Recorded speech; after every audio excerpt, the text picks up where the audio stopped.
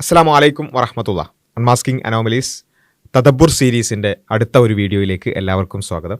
ഇന്ന് നമ്മൾ ചെക്ക് ചെയ്യാൻ പോകുന്നത് ഖുർആനിൽ പല രൂപത്തിൽ സത്യത്തോട് പുറംതിരിഞ്ഞു നിൽക്കാൻ പല കാരണങ്ങൾ പറയുന്ന ആളുകളെക്കുറിച്ച് പരാമർശങ്ങൾ നമുക്ക് കാണാൻ സാധിക്കും. അതിൽപ്പെട്ട ഏറ്റവും പ്രധാനപ്പെട്ട ഇന്നും വളരെ റെലവൻ്റ് ആയിട്ടുള്ളൊരു കാരണം അത് ഖുർആൻ പ്രത്യേകം എടുത്തു പറയുന്നതും അതിനുള്ള ഖുർആനിൻ്റെ പ്രതികരണവും അതിനെ സമീപിച്ച രീതിയുമെല്ലാമാണ് ഇന്ന് പരിശോധിക്കാൻ പോകുന്നത്. നമുക്ക് ആയത്തിലേക്ക്. أعوذ بالله من الشيطان الرجيم أم آتيناهم كتابا من قبله فهم به مستمسكون بل قالوا إنا وجدنا آباءنا على أمة وإنا على آثارهم مهتدون وكذلك ما أرسلنا من قبلك في قرية من نذير إلا قال مترفوها إنا وجدنا آباءنا على أمة وإنا على آثارهم مقتدون قال أولو جئتكم بأهدى مما وجدتم عليه آباءكم قالوا إنا بما أرسلتم به كافرون. ഇപ്പോൾ ഈ ആയത്തുകൾ ഞാൻ എൻ്റെ ആശയം മാത്രം പറയാം. ഒരു പ്രവാചകൻ കടന്നു വന്നിട്ട് അവരോട് ചോദിക്കുകയാണ്, നിങ്ങൾ ഏത് മാർഗത്തിനാണ് പിന്തുടരുന്നത്? നിങ്ങൾക്ക് എന്തെങ്കിലും ഒരു കിതാബുണ്ടോ, എന്തെങ്കിലും ഒരു വേദഗ്രന്ഥം, നിങ്ങൾ ഏതെങ്കിലും മുൻ വേദഗ്രന്ഥത്തെ പിടിച്ച് അതായത് മുറുകെ പിടിച്ചിരിക്കുകയാണോ, അതല്ല നിങ്ങൾക്ക് തോന്നിയതുപോലെ ജീവിക്കുകയാണോ? അപ്പോൾ അവർ പറയുന്ന ഒരു മറുപടി ഉണ്ട്. ജനങ്ങൾ പറയാ, ഞങ്ങളുടെ പിതാക്കന്മാരൊക്കെ സ്വീകരിച്ചു പോന്നിരുന്നൊരു വഴി, ആ മതം, ആ ആദർശത്തിലാണ് നമ്മളും പിന്തുടരുന്നത്. അപ്പോൾ ആ പ്രവാചകൻ ചോദിക്കുകയാണ്, അള്ളാഹു ചോദിക്കുകയാണ്, അങ്ങനെ ഒരു താക്കീതുകാരൻ അവരിലേക്ക് പുതുതായി വരികയാണ്. ആ സമയത്തൊക്കെ മുൻ രാജ്യക്കാരിലൊക്കെ മുൻ സമുദായങ്ങളിലൊക്കെ ഒരു പ്രവാചകൻ വന്നപ്പോൾ അവർ പറഞ്ഞിരുന്ന മറുപടി, അതിലെ സുഖലോലുപരായി ജീവിച്ചിരുന്ന ആളുകളൊക്കെ പറഞ്ഞിരുന്ന മറുപടി, ഞങ്ങളുടെ പിതാക്കന്മാരെ പിന്തുടർന്ന് ജീവിക്കുകയാണ്, അവരുടെ ആദർശമാണ് ശരിയെന്ന് വിശ്വസിച്ച് ജീവിക്കുകയാണെന്നായിരുന്നു. എന്നാൽ ഇനിയൊരു താക്കീതുകാരൻ നിങ്ങളിലേക്ക് വന്നുകൊണ്ട് ഇതിനേക്കാൾ നിങ്ങൾ ഇതുവരെ സ്വീകരിച്ചിട്ടുള്ള പിതാക്കന്മാരുടെ വഴിയേക്കാൾ നല്ല വഴികാട്ടിയായൊരു ആദർശം കൊണ്ടുവന്നാൽ നിങ്ങളത് സ്വീകരിക്കുമോ എന്ന രൂപത്തിൽ പ്രവാചകൻ ചോദിച്ചാൽ അപ്പോൾ അവർ പറയുന്നൊരു മറുപടി, ഇല്ല, ഞങ്ങളൊരിക്കലും നിങ്ങൾ കൊണ്ടുവന്നതിനെ സ്വീകരിക്കുകയില്ല എന്നായിരിക്കും. അതാണ് ഇതിൻ്റെ ആശയം, ഈ ആയത്തുകളുടെ ആശയം. ശരിക്കും സത്യനിഷേധികളുടെ ഒരു മനോഭാവം വളരെ വ്യക്തമാക്കുന്ന ഒരു കാര്യമാണിത്. അതായത് മാതാപിതാക്കളെ അല്ലെങ്കിൽ പൂർവ്വപിതാക്കളെ പിന്തുടരുന്നു എന്ന് അവകാശപ്പെടും, എന്നാൽ ആ പൂർവ്വപിതാക്കന്മാരുടെ ആദർശം ശരിയാണോ തെറ്റാണോ എന്നൊരു പരിശോധന, ആത്മാർത്ഥമായ ഒരു പരിശോധന അവരുടെ ഭാഗത്തുനിന്നുണ്ടാവില്ല. എന്നാൽ അതിനേക്കാൾ നല്ലൊരു മാർഗദർശനം വന്നു കഴിഞ്ഞാൽ അത് തെറ്റാണെന്ന് സ്ഥാപിക്കുക, അല്ലെങ്കിൽ അതിനേക്കാൾ നല്ലൊരു മാർഗദർശനം വരികയും ചെയ്താൽ അത് സ്വീകരിക്കില്ല, അത് ഞങ്ങൾ നിഷേധിക്കുന്നു എന്ന് പറഞ്ഞു. അതിനു മുമ്പ് ഉള്ള ആയത്തിലടക്കം പറഞ്ഞ കാര്യം കുറച്ചുകൂടി റെലവൻ്റ് ആണ്. അതായത് നമ്മളിപ്പം വിശുദ്ധ ഖുർആൻ്റെ അല്ലെങ്കിൽ ഇസ്ലാമിൻ്റെ ആശയം നമ്മൾ പറയുന്നു, ഇതാണ് മോക്ഷത്തിൻ്റെ വഴി, ഇതാണ് ഈ ലോക ജീവിതത്തിലും പരലോക ജീവിതത്തിലും നല്ലത്, ഇതിനാണ് നന്മതിന്മകൾ വേർതിരിക്കാൻ സാധിക്കുക. ഇതൊക്കെ നമ്മൾ പറയുമ്പോൾ, അല്ലെങ്കിൽ വഹദാനിയത്ത്, തൗഹീദ്, നമ്മളെല്ലാവരെയും സൃഷ്ടിച്ച ഏകനായ ദൈവമുണ്ട്, ആ ദൈവത്തെ മാത്രമേ ആരാധിക്കാൻ പാടുള്ളൂ, ഇതൊക്കെ നമ്മൾ പറയുമ്പോൾ ഇതിനെ എതിർക്കുന്ന അല്ലെങ്കിൽ ഇതിനോട് മുഖം തിരിഞ്ഞ് നിൽക്കുന്ന ആളുകൾ ആ മുഖം തിരിഞ്ഞ് നിൽക്കാനുള്ള കാരണം അവരുടെ കയ്യിൽ എന്തെങ്കിലും ഉണ്ടായിട്ടല്ല. അതാണ് ഒന്നാമത്തെ ആയത്തിൽ ആ പറഞ്ഞത്, അവരുടെ കയ്യിൽ എന്തെങ്കിലും വേദഗ്രന്ഥം ഉണ്ടായിട്ടോ അല്ലെങ്കിൽ വേദഗ്രന്ഥത്തെ മുറുകെ പിടിച്ചിട്ടാണോ ഒന്നുമല്ല, അങ്ങനെ എന്തെങ്കിലും ഒരു മാനദണ്ഡം വെച്ചിട്ടല്ല. ഇതിപ്പോൾ നമ്മൾ സ്ഥിരമായിട്ട് ചോദിക്കുന്ന ഒരു ചോദ്യം ബാക്കിയുള്ളവരോട്, അതായത് നിങ്ങൾക്ക് എന്തെങ്കിലും ഒരു മാനദണ്ഡം ഉണ്ടോ എന്ന് ചോദിക്കുമ്പോൾ അതില്ല.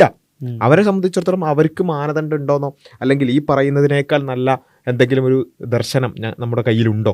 ഇവർ ഏകദൈവ വിശ്വാസം പറയുന്നു എങ്കിൽ ഞങ്ങളുടെ കയ്യിലുള്ളത് എന്താണ്? അത് ബഹുദൈവ വിശ്വാസം, അത് ശരിയാണോ? അല്ലെങ്കിൽ നിരീശ്വരവാദം, അത് ശരിയാണോ? അത് അടിസ്ഥാനപരമായി എന്തെങ്കിലും അടിസ്ഥാനം ഉണ്ടോ? ഇതൊന്നും ചെക്ക് ചെയ്യാനുള്ള ഒരു ഒരു ഒരു അതെ. മനസ്സ് അവർക്കില്ല. എങ്ങനെയെങ്കിലും എന്ത് ചെയ്യണം, ഈ പറഞ്ഞ ദർശനത്തെ അല്ലെങ്കിൽ മാർഗദർശനത്തെ എതിർക്കണം, അതിനോട് മുഖം തിരിയണം എന്നുള്ളതിനപ്പുറത്തേക്ക് ഞങ്ങൾക്ക് എന്തെങ്കിലും ഉണ്ടോ എന്ന പരിശോധന അവർ നടത്തുന്നില്ല എന്നുള്ളത് ഒന്നാമത്തെ ഒരു കാര്യമാണ്. അതിനവർ പറയുന്ന ഒരു ബ്ലാങ്കറ്റ് ചെയ്യാനുള്ള ഒരു ന്യായം മാത്രമാണ് എന്ത്, ഞങ്ങൾ അങ്ങനെ ജീവിച്ചു പോയിക്കോളാം, ഞങ്ങളുടെ പിന്നെ പൂർവ്വ പിതാക്കന്മാരൊക്കെ ജീവിക്കുന്ന അങ്ങനെയൊക്കെ ഞങ്ങൾ കണ്ടിട്ടുണ്ട്, ഞങ്ങളുടെ ആ ഒരു സംസ്കാരത്തിൽ ഞങ്ങൾ ജീവിച്ചു പോയിക്കോളാം, ഞങ്ങൾക്ക് നിങ്ങളുടെ ആദർശം വേണ്ട എന്ന ഒരു ഈ മാനദണ്ഡം ചെക്ക് ചെയ്യുന്നതിൽ നിന്നും രക്ഷപ്പെടാനുള്ള കേവലം ഒരു തൊടുന്യായം മാത്രമാണ് അവർക്കുള്ളത് എന്നുള്ളത് വളരെ കൃത്യമായിട്ട് ഈ ഒരു ആയത്തുകളിൽ നമുക്ക് കാണാൻ പറ്റും. മാത്രമല്ല, ഇപ്പോൾ സൂറത്തുൽ ബക്കറയിൽ 2-ാം അധ്യായം സൂറത്തുൽ ബക്കറയിൽ ഇതുപോലെ ഇതിനോട് സമാനമായ ഒരു ആയത്തുണ്ട്. ആ ആയത്തിലെ പ്രധാനപ്പെട്ട ഉള്ളടക്കം എന്ന് പറഞ്ഞാൽ, നിങ്ങളുടെ പൂർവ്വപിതാക്കന്മാർ നിങ്ങൾ ഏത് ആദർശത്തെയാണ് പിന്തുടരുന്നതെന്ന് ചോദിച്ചാൽ അവർ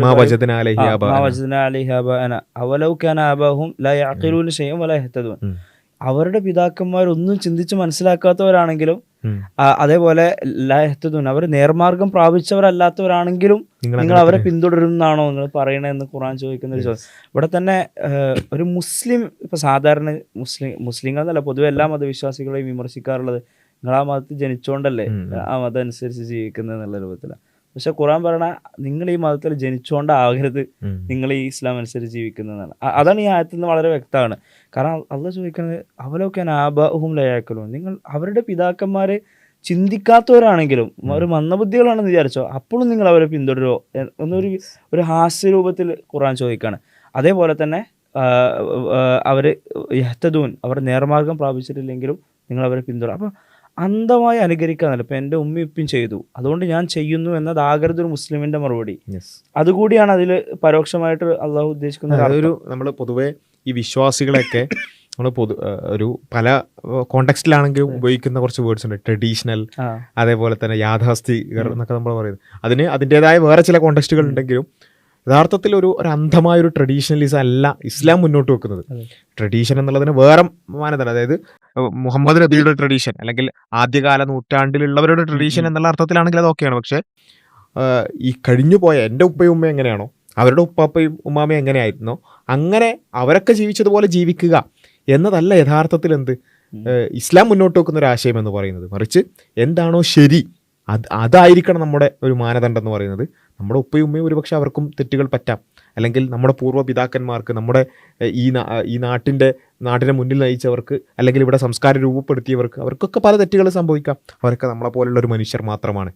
ആ കാര്യങ്ങളെ കൂടി ഒരു ക്രിട്ടിക്കലായ ഒരു ഇവാലുവേഷന് വിധേയമാക്കാതെ അന്ധമായി സ്വീകരിക്കുക എന്നുള്ളതിനെയാണ് എന്ത് ചെയ്യുന്നത് ഇവിടെ ഇസ്ലാം അല്ലെങ്കിൽ ഖുർആൻ വിമർശന വിധേയമാക്കുന്നത് എന്നുള്ളതാണ് കാണാൻ സാധിക്കുന്നത്. അപ്പോൾ നമ്മൾ മുഹമ്മദ് നബി കാലത്തൊക്കെ പരിശോധിച്ച് നോക്കിയാൽ പല സഹാബിമാരുടെയും പിതാക്കന്മാർ വിശ്വാസികളായിരുന്നില്ല. ഇപ്പോൾ അബൂബക്കർ റളിയല്ലാഹു അൻഹു നബി ഏറ്റവും ഉറ്റ സുഹൃത്തും ഇസ്ലാമിലെ ഒന്നാമത്തെ ഖലീഫയാണ്. അബൂബക്കർ റളിയല്ലാഹുവിൻ്റെ ഉപ്പ ആദ്യം മുസ്ലിം അല്ലായിരുന്നു. അബൂ ഖുഹാഫ എന്നറിയപ്പെടുന്ന അദ്ദേഹം ഇസ്ലാം സ്വീകരിക്കുന്നത് തന്നെ മക്ക വിജയിച്ചിറക്കിയ ആ സമയത്താണ്, അത്രയും വൈകിട്ടാണ്. അതായത് നബി സല്ലല്ലാഹു അലൈഹി വസല്ലമയുടെ പ്രബോധനത്തിൽ ആദ്യമായി വിശ്വസിച്ചിരുന്ന ആളുകളിൽപ്പെട്ട അബൂബക്കറിൻ്റെ ഉപ്പ വിശ്വസിക്കുന്നത് ഒരുപാട് കഴിഞ്ഞിട്ടാണ്. അപ്പോൾ അവിടെ ഉപ്പ ഏത് ആദർശത്തിലാണെന്നുള്ളതല്ല അബൂബക്കർ റളിയല്ലാഹു അൻഹു നോക്കിയത്. ഇങ്ങനെ പല സഹാബിമാരെടുത്ത് നോക്കിയാലും നമുക്ക് കാണാൻ കഴിയുന്ന ഒരു കാര്യം അതാണ്. അതേപോലെ തന്നെ അന്ധമായി നമ്മൾ ഫോളോ ചെയ്യരുത് ഇങ്ങനെയല്ല. മാത്രമല്ല തലബുൽ ഇൽമി ഫരീദത്തുൻ അലാ കുല്ലി മുസ്ലിം എന്ന് നബി സല്ലല്ലാഹു അലൈഹി വസല്ലം പറഞ്ഞതിൽ നിന്ന് തന്നെ ആ ഉദ്ദേശം വ്യക്തമാണ്. അറിവ് അന്വേഷിക്കുക എന്നുള്ള ഓരോ മുസ്ലിമിനും നിർബന്ധ ബാധ്യതയാണ്. അത് സ്ത്രീ ആണെങ്കിലും ശരി, പുരുഷനാണെങ്കിലും ശരി, കുട്ടിയാണെങ്കിലും ശരി, അത്യാവശ്യം കാര്യബോധത്തിയ ഒരു ടൈമാണെങ്കിൽ അവർ അറിവ് അന്വേഷിക്കൽ നിർബന്ധമാണ്. ആ അറിവിലൂടെയാണ് ശരിക്ക് നമ്മുടെ വിശ്വാസം വർദ്ധിക്കേണ്ടതും നമ്മുടെ ആരാധനകൾ വർദ്ധിക്കേണ്ടതും ഇതെല്ലാം അറിവിലൂടെയാണെന്നുള്ളതാണ് ഇസ്ലാം പഠിപ്പിക്കുന്ന ഒരു പ്രധാനപ്പെട്ട തത്വം. അപ്പം ഇത് കേൾക്കുന്ന ഓരോരുത്തരും സ്വയം ഒന്ന് ആലോചിക്കേണ്ട ഒരു കാര്യം, ഞാൻ ഇപ്പോൾ ജീവിച്ചു പോകുന്ന ഒരു രീതി അത് ഞാൻ എന്തുകൊണ്ടാണ് അത് സ്വീകരിക്കുന്നത്? കേവലമായ എൻ്റെ ഫാമിലിയൊക്കെ അങ്ങനെയാണ്, അവരുടെ ഫാമിലിയും അങ്ങനെ ആയിരുന്നു, അല്ലെങ്കിൽ അവരുടെ ഉപ്പാപ്പന്മാരൊക്കെ അങ്ങനെ ആയിരുന്നു, അതുകൊണ്ട് അങ്ങനെ ജീവിച്ചു പോവുകയാണ് എന്നതാണ് സത്യം നമുക്ക് ബോധ്യപ്പെട്ടിട്ടും അത് സ്വീകരിക്കാൻ നമ്മളെ തടയുന്നതെങ്കിൽ അവിടെ ഈ ഖുർആൻ്റെ ഈ ചോദ്യം അവലോകന ആബാഉക്കും, അവരുടെ ആ ഉപ്പാപ്പമാർ അല്ലെങ്കിൽ കാരണവന്മാർ അവർക്ക് ഒന്നും അറിയില്ലായിരുന്നെങ്കിലോ, അവർക്കും തെറ്റുകൾ പറ്റിയിരുന്നെങ്കിലോ, അല്ലെങ്കിൽ അവർ സന്മാർഗത്തിലായിരുന്നില്ലെങ്കിലോ എന്ന ഒരു ചോദ്യം നമ്മളെ വളരെയധികം ചിന്തിപ്പിക്കേണ്ട ഒരു കാര്യമാണ്. പലപ്പോഴും ഇസ്ലാമുമായി ബന്ധപ്പെട്ടുകൊണ്ടുള്ള പ്രബോധനത്തിൽ ഏറ്റവും പ്രധാനമായിട്ടും ഒരു റെസിസ്റ്റൻസ് നേരിടുന്നത് ഈ ഒരു വിഷയത്തിലാണ്. അതായത് ഇസ്ലാമിൻ്റെ തൗഹീദ് മനസ്സിലാക്കാൻ അത്രയും സിമ്പിളായ ഒരു ആദർശം വേറെ ഇല്ല. അതായത് എല്ലാവരെയും സൃഷ്ടിച്ച ഏകനായ സട്ടവനെ മാത്രം ആരാധിക്കുക. ആരാധനയുടെ ഏത് ഭാവങ്ങളും, അത് പ്രാർത്ഥനയാകട്ടെ, നേർച്ചകളാകട്ടെ, വഴിപാടുകളാകട്ടെ, അതെല്ലാം നമ്മ സൃഷ്ടിച്ച പടച്ചോന് മാത്രം. അത് വേറെ ആരെവിടെ എടുത്തു വെച്ചാലും അതിനെ സൃഷ്ടിച്ച പടച്ചോൻ. ഏത് വ്യക്തിയെ നിങ്ങൾ എടുക്കുക, ആ വ്യക്തിയെ സൃഷ്ടിച്ച പടച്ചവൻ. ഏത് കല്ലിനെയോ മുള്ളിനെയോ മുരടിനെയോ മൂർഖൻ പാമ്പിനെയോ എന്തിനെ വെച്ചാലും, പശുവിനെ വെച്ചാലും, അങ്ങനെ എന്തിനെ വെച്ചാലും, തീയെ വെച്ചാലും, അതുപോലെ തന്നെ സൂര്യനെ വെച്ചാലും ചന്ദ്രനെ വെച്ചാലും അതിൻ്റെയൊക്കെ സട്ടാവിനെ ആരാധിക്കുക എന്ന് പറയുന്ന, എല്ലാത്തിൻ്റെയും സട്ടാവിനെ ആരാധിക്കുക എന്ന് പറയുന്നതോളം സിമ്പിളായ ഒരു ദൈവിക ദർശനമില്ല, അല്ലെങ്കിൽ ദൈവസങ്കല്പമില്ല. അതാണ് ഇസ്ലാം മുന്നോട്ട് വെക്കുന്നത്. ആർക്കും പെട്ടെന്ന് മനസ്സിലാവുന്ന ഒരു ആദർശമാണിത്, പെട്ടെന്ന് ഉൾക്കൊള്ളാൻ പറ്റുന്നൊരു കാര്യമാണ്. പക്ഷേ ആ ഉൾക്കൊള്ളാൻ അത് ബോധ്യപ്പെടുമ്പോഴും, മനസ്സിനത് ബോധ്യപ്പെടുമ്പോഴും നമ്മളെ തടയുന്നത് ഇത്തരം ചില തൊടുന്യായങ്ങളാണ്. എനിക്കത് ബോധ്യപ്പെട്ട്, പക്ഷേ ഞാനത് ചിന്തിക്കാൻ പോകുന്നില്ല. കാരണം എന്താ, ഞാൻ എൻ്റെ കുടുംബക്കാരൊക്കെ അങ്ങനെയാണ്, അല്ലെങ്കിൽ ഞാൻ പണ്ട് മുതലേ ഇങ്ങനെയാണ്. ഈ ഒരു ന്യായം യഥാർത്ഥത്തിൽ സത്യത്തോട് പുറംതിരിയാനുള്ളൊരു ന്യായമല്ല എന്നുള്ളതാണ്. മാത്രമല്ല, ചില ആളുകൾക്ക് മതത്തിന്റെ വിഷയത്തിൽ മാത്രമേ ഉള്ളൂ ഈ ന്യായം. അത് ഭൗതികമായിട്ട് എന്തെങ്കിലും, ഇപ്പോൾ എൻ്റെ ഉപ്പമാര്, എൻ്റെ ഉപ്പയും ഉമ്മയും ധരിച്ചിരുന്ന വസ്ത്രങ്ങൾ പോലെയാണ് ഞാൻ വസ്ത്രങ്ങൾ ധരിക്കേണ്ടത് ആരും പറയാറില്ല. അതേപോലെ എൻ്റെ ഉപ്പയും ഉമ്മയും എന്താണ് അവരുടെ കാലത്ത് ഉപയോഗിച്ചിരുന്ന ടൂൾസ്, അതേ ഞാനൊന്ന് ഉപയോഗിക്കുള്ളൂ എന്ന് ആരും പറയാം. പക്ഷെ മതത്തിന്റെ വിഷയം വരുമ്പോൾ മാത്രം ഭയങ്കര ട്രഡീഷണലായി മാറുന്ന ഒരു വിരോധാഭാസം നമുക്ക് കാണാൻ കഴിയും. അപ്പോൾ ആ ഒരു കാര്യത്തെയാണ് നമ്മൾ പറയുന്നത്. കൃത്യമായി എന്താണ് ശരി എന്നുള്ളതായിരിക്കണം നമ്മുടെ അന്വേഷണത്തിൻ്റെ ഒരു കോർ, അല്ലെങ്കിൽ നമ്മൾ ഏറ്റവും പ്രാധാന്യം കൊടുക്കേണ്ട അതിനായിരിക്കണം. അത് കഴിഞ്ഞിട്ടാണ് ബാക്കി കാര്യങ്ങൾക്ക് പ്രാധാന്യം കൊടുക്കേണ്ടത് എന്നുള്ളതാണ് ഈ ഒരു ആയത്തിൽ നമുക്ക് ബോധ്യപ്പെടുന്ന ഒരു കാര്യം. ആ നിലക്ക് സത്യം അന്വേഷിക്കുവാനും അത് ബോധ്യപ്പെട്ടാൽ അത് പൂർണ്ണ മനസ്സോടുകൂടി സ്വീകരിക്കാനുമുള്ള ഒരു തൻ്റെയിടം നമ്മൾ കാണിക്കുക എന്നുള്ളത് കൂടി ഇതിൻ്റെ ഒരു ഭാഗമായി നമ്മൾ മനസ്സിലാക്കേണ്ടതാണ്. അല്ലാഹു സുബ്ഹാനഹു വ തആല ആ നിലക്ക് തൗഫീഖ് നൽകുമാറാകട്ടെ. അസ്സലാമു അലൈക്കും വറഹ്മത്തുള്ളാഹി.